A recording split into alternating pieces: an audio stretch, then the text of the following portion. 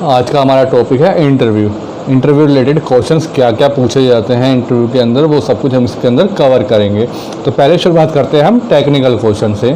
कुछ हमारे technical questions हैं, उसके बाद क्वालिटी से रिलेटेड क्वेश्चन तो मैंने सारे आपके कवर करे हुए हैं, मैं आपको एक बार रिव्यू करवाऊँगा।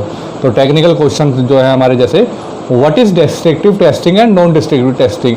डिस्ट्रक्टिव टेस्टिंग क्या होती है और नॉन डिस्ट्रक्टिव टेस्टिंग क्या होती है।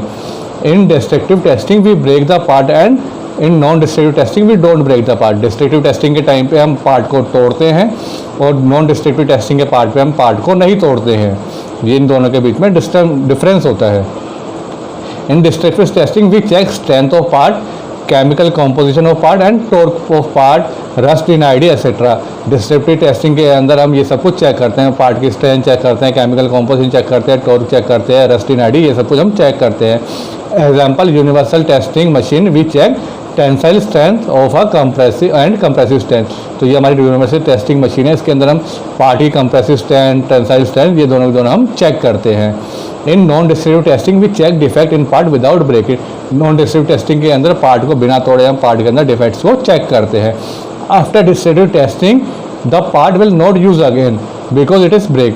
डिस्ट्रक्टिव टेस्टिंग के बाद हम पार्ट को दोबारा चेक नहीं कर सकते क्योंकि पार्ट टूट चुका होता है, और नॉन डिस्ट्रक्टिव टेस्टिंग के अंदर पार्ट को हम दोबारा यूज़ कर सकते हैं अगर उसमें कोई ख़राबी नहीं आई हुई है। तो ये इन दोनों के बीच में डिफरेंस होता है। टेक्निकल क्वेश्चन हर एक इंडस्ट्री के लिए अलग अलग हो सकते हैं, बट मैंने ये कुछ कॉमन क्वेश्चन है जो कि सारी इंडस्ट्री के अंदर लगभग आ जाते हैं। अगर आपकी इंडस्ट्री के अंदर ये एप्लीकेबल नहीं होता तो इसको आप याद ना करें, बट फ्यूचर में आपके ये काम आएगा। इस वीडियो को एंड तक जरूर देखें, इसके अंदर आप बहुत कुछ सीखेंगे। What is dye penetration testing. Dye penetration testing क्या होती है। It is use to find crack in material. इसके थ्रू हम मटेरियल के अंदर क्रैक को फाइंड करते हैं। जैसे कई बार हमारे कंपनी में रा मटेरियल आ जाता है तो उसके अंदर क्रैक होते हैं, पिटेड होते हैं, तो हम डाई पेनिट्रेशन टेस्ट कराते हैं, जिसको कि हम डीपी टेस्ट भी कहते हैं। तो ये डीपी टेस्ट होता है जिससे हम मटेरियल के अंदर क्रैक का पता करते हैं। It is non destructive testing. ये नॉन डिस्ट्रक्टिव टेस्टिंग होते हैं, इसको हम डीपी टेस्ट भी कहते हैं।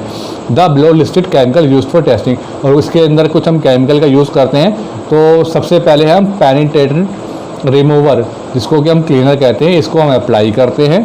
उसके बाद हम डाई पेनिट्रेट को अप्लाई करते हैं, फिर डेवलपर को अप्लाई करते हैं। इसके बाद हमारे को क्रैक का पता चल जाता है।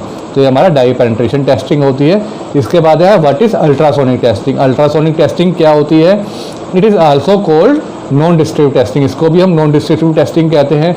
It is use to find crack, rust etcetera in part. इसके थ्रू भी हम पार्ट के अंदर क्रैक और रस्ट का पता लगाते हैं।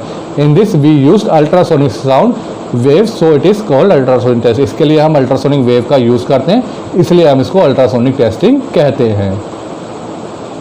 इसके बाद what is ultrasonic cleaning and wash. Ultrasonic cleaning या फिर वॉश जिसको हम कहते हैं वो क्या होती है। Ultrasonic cleaning is a process that usage ultrasound. Ultrasonic cleaning एक प्रोसेस है जिसके अंदर हम अल्ट्रासाउंड का यूज़ करते हैं, जिसके अंदर usually we use 20 to 40 kilo hertz जो है वो हम यूज़ करते हैं।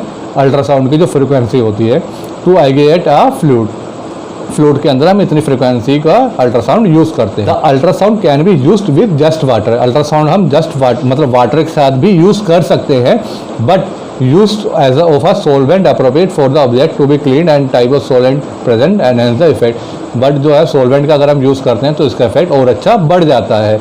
तो ये होता है हमारा ultrasonic cleaning wash. Cleaning normally last between 3 and 6 minute, मतलब कम से कम 3 से 6 मिनट तक इसके अंदर हम क्लीनिंग करते हैं, but can also exceed 20 minute depending on which object has to be clean. और ये 20 मिनट तक भी बढ़ सकती है, डिपेंड कर सकता है कि हम किस पार्ट की क्लीनिंग कर रहे हैं। कई पार्टों के अंदर ऑयल काफ़ी ज़्यादा होता है अंदर की साइड, तो उसको रिमूव करने के लिए हमारे को 15 से 20 मिनट तक भी क्लीनिंग करनी पड़ जाती है। तो ये हमारी अल्ट्रासोनिक क्लीनिंग होती है। इसके बाद व्हाट इज़ टॉर्क। टॉर्क क्या होती है। Why check torque. हम टॉर्क का चेक क्यों करते हैं। How check torque. और टॉर्क हम कैसे चेक कर सकते हैं। इन सिंपल लैंग्वेज, सिंपल भाषा के अंदर, torque tell us how much force we applied on a nut to tight it. Torque से हमें पता चलता है कि किसी एक नट को टाइट करने के लिए हम कितना फोर्स लगा रहे हैं।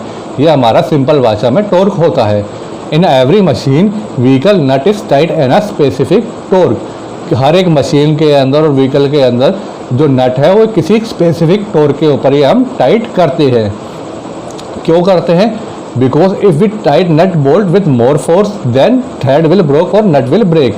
अगर हम ज़्यादा फोर्स के साथ, ज़्यादा टॉर्क के साथ अगर नट को टाइट कर देंगे तो जो नट के अंदर जो चूड़ियाँ हैं वो टूट जाएंगी और नट भी हमारा टूट सकता है, इसलिए हम टॉर्क को यूज़ करते हैं। And if we tight nut bolt with less force, अगर हम कम फोर्स के साथ नट बोल्ट को टाइट करते हैं then nut will loose easily, जो हमारा नट है वो आसानी से ढीला हो जाएगा। In both case accident happen, दोनों ही केस में एक्सीडेंट हमारा हो सकता है। Torque check with torque wrench, जो टॉर्क को जो हम चेक करते हैं वो इस टॉर्क रेंच के थ्रू हम चेक करते हैं। व्हाट इज़ कैलिब्रेशन, कैलिब्रेशन क्या होती है, वाई वी डू कैलिब्रेशन, और हम कैलिब्रेशन क्यों करते हैं। कैलिब्रेशन डेफिनेशन, कैलिब्रेशन की एक डेफिनेशन है, calibration is a set of operation, calibration एक ऑपरेशन का सेट है। When a instrument is compare with master under lab condition is called calibration, जब एक इंस्ट्रूमेंट जब कंपेयर किया जाता है एक मास्टर इंस्ट्रूमेंट के साथ लैब कंडीशन के अंदर, उसको हम कैलिब्रेशन कहते हैं। स्टैंडर्ड यूज़ कैलिब्रेशन के लिए हम कौन सा स्टैंडर्ड यूज़ करते हैं, ISO IEC 17025 इस स्टैंडर्ड का यूज़ करते हैं हम कैलिब्रेशन के लिए। In India NABL approved labs do calibration, India के अंदर जो NABL अप्रूव्ड जो लैब होती है वो कैलिब्रेशन करती है। Note, we have to calibrate pressure gauge, temperature gauge, volt meter, ampere meter, speedometer if we define it in check sheet और पीपैप। अगर हमने पीपैप और चेक शीट के अंदर pressure gauge, temperature gauge, volt meter, amperometer, speedometer, इन सबको अगर हमने डिफाइन करा है तो हमारे को इनका भी कैलिब्रेशन करवाना होता है। इन कैलिब्रेशन सर्टिफिकेट, आपने कैलिब्रेशन सर्टिफिकेट में देखा होगा master instrument value is written, उसके अंदर मास्टर इंस्ट्रूमेंट की वैल्यू लिखी होती है और instrument value is written which is given for calibration, और जो हमने इंस्ट्रूमेंट कैलिब्रेशन के लिए दिया होता है उसकी रीडिंग भी लिखी होती है। एरर वैल्यू इज रिटन, और उन दोनों के बीच में क्या एरर है उसकी वैल्यू लिखी होती है। Difference in master and calibrated instrument, और एरर वैल्यू क्या होती है, जो मास्टर और जो हमने इंस्ट्रूमेंट भेजा उसके बीच में क्या एरर आ रहा है वो हमारी जो रिटर्न होती है वो हमारा एरर वैल्यू होती है। एग्जाम्पल कैलिब्रेशन सर्टिफिकेट के अंदर इस तरीके का होता है, जैसे मास्टर की जो रीडिंग है वो हमारी 20.00 है, और जो हमने इंस्ट्रूमेंट की जो रीडिंग दी है, इंस्ट्रूमेंट जो भेजा था उसकी रीडिंग आ रही है 20.01, तो इन दोनों के बीच में क्या एरर है वो है हमारा 0.01 का एरर है। Every company has its own acceptance criteria defined, हर एक कंपनी ने अपना एक एक्सेप्टेंस क्राइटेरिया डिफाइन करा होता है। कुछ कंपनी इसको एक्सेप्ट करती है, कुछ कंपनी इसको एक्सेप्ट नहीं करती, तो हर एक कंपनी ने अपना डिफाइन करा होता है। आपकी कंपनी ने क्या डिफाइन करा है आप उसको चेक कर सकते हैं अपनी कंपनी के अंदर। उसके बाद नेक्स्ट है हमारा why use magnifying glass for inspection, magnifying glass का हम यूज़ क्यों करते हैं इंस्पेक्शन के लिए। मैग्नीफाइंग ग्लास हमारा ये होता है, magnifier glass magnify the part size so we can easily small defect on part at the time of visual inspection, visual inspection के टाइम पे जो मैग्नीफायर ग्लास है वो हमारे डिफेक्ट को बड़ा करके दिखाता है, ताकि हमारे को जूम बड़ा बड़ा दिखता है पार्ट तो हमें पता चल जाता है इसके अंदर क्या डिफेक्ट है, और इसलिए हम इसको डिटेक्ट कर लेते हैं। तो ये कुछ हमारे टेक्निकल क्वेश्चन है, कुछ लोगों के लिए एप्लीकेबल होंगे, कुछ के लिए नहीं होंगे, बट आप इसको सीख सकते हैं। बट जो आगे मैं बताऊँगा वो सभी के लिए एप्लीकेबल है। जैसे व्हाट इज़ क्वालिटी, क्वालिटी हमारी क्या होती है, एज पर ISO क्वालिटी की क्या डेफिनेशन होती है, difference in quality assurance and quality control, इनके बीच में क्या डिफरेंस होता है, टाइप्स ऑफ इंस्ट्रूमेंट, इंस्ट्रूमेंट के क्या क्या टाइप्स होते हैं, वेरिएबल इंस्ट्रूमेंट के एग्जांपल क्या है, एट्रीब्यूट इंस्ट्रूमेंट के एग्जांपल क्या है, लीस्ट काउंट ऑफ इंस्ट्रूमेंट, किसी भी इंस्ट्रूमेंट की वो लीस्ट काउंट पूछ सकता है, micrometer, height gauge, vernier caliper जो भी होते हैं उन सब के पूछ सकता है। इंस्ट्रूमेंट विथ फोटो, कुछ इंस्ट्रूमेंट आपके सामने रख सकता है और उस इंस्ट्रूमेंट का नाम पूछ सकता है, इस इंस्ट्रूमेंट का क्या नाम है। प्रोजेक्शन में वो आपसे फर्स्ट एंगल क्या होता है, थर्ड एंगल क्या होता है, इन दोनों के बीच में क्या डिफरेंस होता है, इन दोनों के सिंबल्स में क्या डिफरेंस होता है, ये आपसे पूछ सकता है।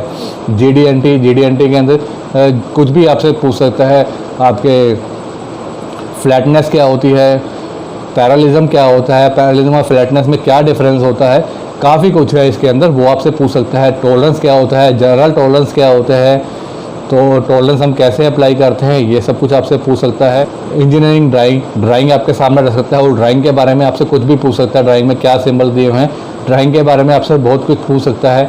एब्रीवेशन, क्या क्या एब्रीवेशन है, जैसे कि APQP की फुल फॉर्म क्या होती है, PPAP की फुल फॉर्म क्या होती है, SPC की फुल फॉर्म क्या होती है, ऐसे 250-300 वर्ड्स है, वो किसी भी वर्ड की आपसे फुल फॉर्म पूछ सकता है।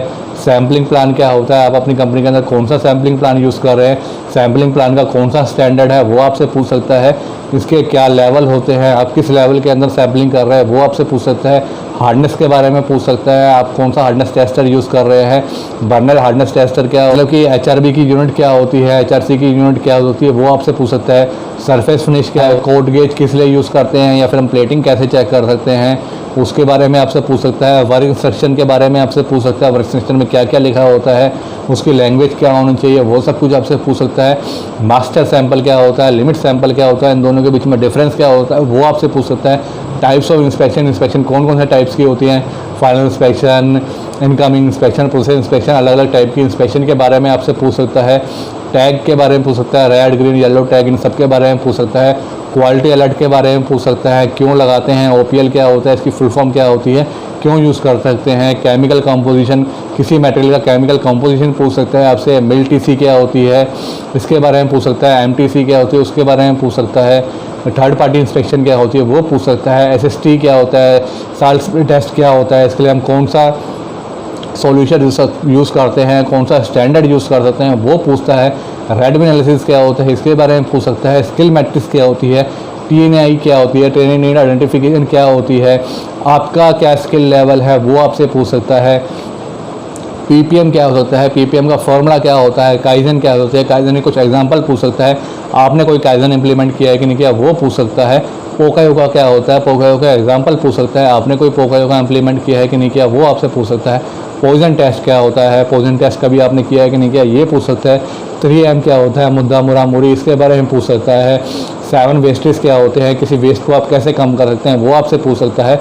FIFO और LIFO के बारे में पूछ सकता है। 5S के बारे में पूछ सकता है।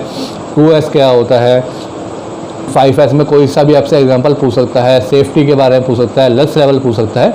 तो ये काफ़ी सारी स्ट्रीम है, इनके बारे में मैंने डिटेल्स के अंदर ई-बुक बनाई हुई है जिसका नाम है बेसिक कोर्स। इस बेसिक कोर्स के अंदर सब कुछ आपको मिलेगा, जो मैंने आपसे क्वेश्चन पूछे। ये बेसिक कोर्स पूरा का पूरा इसलिए ही तैयार किया गया है ताकि आप इंटरव्यू अपना क्लियर कर सकें। इसके बाद आपसे ग्लोबल 8D के बारे में पूछा जा सकता है, एक कापा के बारे में पूछा जा सकता है, 7QC टूल के बारे में पूछ सकता है, check sheet, tally sheet, pareto chart, stratification, graph, PFD, fishbone diagram, histogram, scatter diagram, control chart, run chart. इसके अंदर कितना कुछ है, किसी भी पार्ट्स के बारे में पूछ सकता है। PPAP आप कौन से लेवल में देंगे, PPAP, SPC, MSA, FME, APQP, इनमें से किसी के बारे में पूछ सकता है। SPC के अंदर क्या फार्मूला यूज़ होता है वो आपसे पूछ सकता है। MSA के अंदर कौन से फार्मूला यूज़ होते हैं वो पूछ सकता है। PPAP के कितने डॉक्यूमेंट्स होते हैं, किस किस लेवल के अंदर हम देते हैं, ये सब कुछ पूछ सकता है। नया FME के अंदर और पुराने FME में क्या डिफरेंस है वो पूछ सकता है। APQP के 5 फेजेस के नाम पूछ सकता है। इसके अलावा PPAP हम फाइनल किस सबमिशन किस लेवल में हम देते हैं, APQP किस स्टेज के अंदर हम PPAP देते हैं अपना प्रोडक्शन का, वो आपसे पूछ सकता है। CP क्या होता है, CPK क्या होता है, MSA के अंदर हमारा कापा मेथड क्या होता है, और MSA के अंदर ही हमारा NDC वैल्यू क्या होती है, GR वैल्यू क्या होती है, कितनी GR वैल्यू मांगी होती है, ये सब कुछ आपसे पूछ सकता है। PPAP के 18 डॉक्यूमेंट्स या फिर 19 डॉक्यूमेंट्स के नाम पूछ सकता है। बल्क मटेरियल क्या होता है उसके बारे में आपसे पूछ सकता है। तो बहुत कुछ है, ये वीडियोस के अंदर क्लियर नहीं होगा, आपको पूरा का पूरा सारे टॉपिक्स को पढ़ना पड़ेगा, क्योंकि इंटरव्यू को सारी अकल है, उसको सब कुछ पता है कि आपको कितना आता है कितना नहीं आता। ये क्वेश्चंस में आपका क्लियर नहीं हो सकता, इसके लिए आपको पढ़ना पड़ेगा। और पढ़ने के लिए मैंने आपके लिए घर बैठे आप सीखें SPC, MSA, FME, APQP, PPAP, 7QC tool, global 8D with certification all in 375 rupees. आप इसको घर बैठे इस कोर्स को कर सकते हैं और सारे के सारे क्वेश्चंस आप घर बैठे क्लियर कर सकते हैं। इसके अलावा आप व्हाट्सएप पे मेरे थ्रू हेल्प भी ले सकते हैं, जो भी आपके डाउट्स हैं वो मैं आपके व्हाट्सएप पे क्लियर कर सकता हूँ। तो ये इसके अंदर कुछ क्वेश्चंस नहीं होते, आपको इसको सारे का सारा ही पढ़ना पड़ेगा। ये दोनों कोर्स आप करेंगे तो आपका इंटरव्यू आप आसानी से क्रैक कर सकते हैं। क्वेश्चन तो इसके अंदर 1000 निकल जाएंगे। तो आई होप आप अपना इंटरव्यू क्लियर करें। Thank you.